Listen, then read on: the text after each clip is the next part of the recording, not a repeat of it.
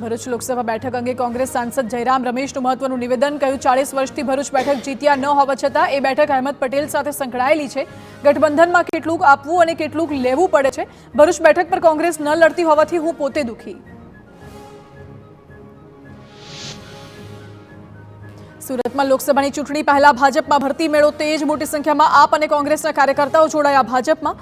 કોંગ્રેસના પૂર્વ કોર્પોરેટર લીલાબેન ગવાઈ, આરતીબેન ખાતરીના કેસરિયા, મનીષ પટેલ અને વોર્ડ નંબર 7ના પ્રમુખ વનિતાબેન પણ જોડાયા ભાજપમાં।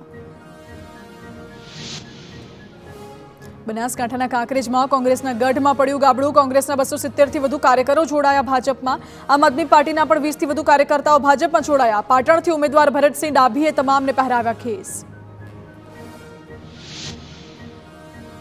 દાહોદમાં કોંગ્રેસને મોટો ઝટકો। પ્રધાન બચુ ખાબડના મત વિસ્તારના કોંગી કાર્યકરોના કેસરિયા। 400થી વધુ કોંગ્રેસ અને આપના કાર્યકરો જોડાયા ભાજપમાં। રાજકોટ લોકસભા બેઠકના ભાજપના ઉમેદવાર પરસોત્તમ રૂપાલાએ કોંગ્રેસને આડે હાથ લીધી। કહ્યું કે કોંગ્રેસ ભાજપ પર એવો આક્ષેપ કરતી કે ચૂંટણી આવે એટલે ભાજપ રામ મંદિરનો મુદ્દો ઉઠાવે છે।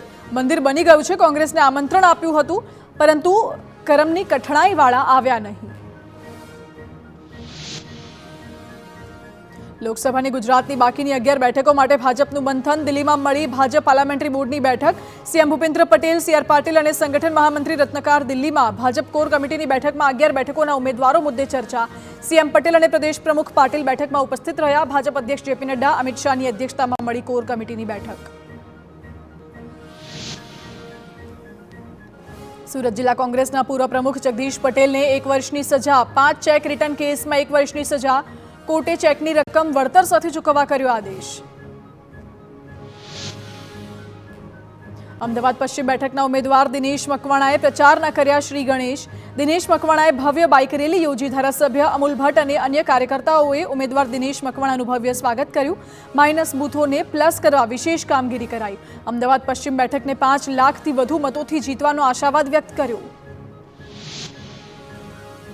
ટીએમસીએ પોતાના ઉમેદવારોની પ્રથમ યાદી જાહેર કરી, જેમાં બહરામપુર બેઠક પરથી પૂર્વ ક્રિકેટર યુસુફ પઠાણને અપાઈ ટિકિટ। બહરામપુર બેઠક પર કોંગ્રેસના લોકસભાના વિપક્ષ નેતા અધીર રંજન ચૌધરીની પારંપરિક સીટ છે।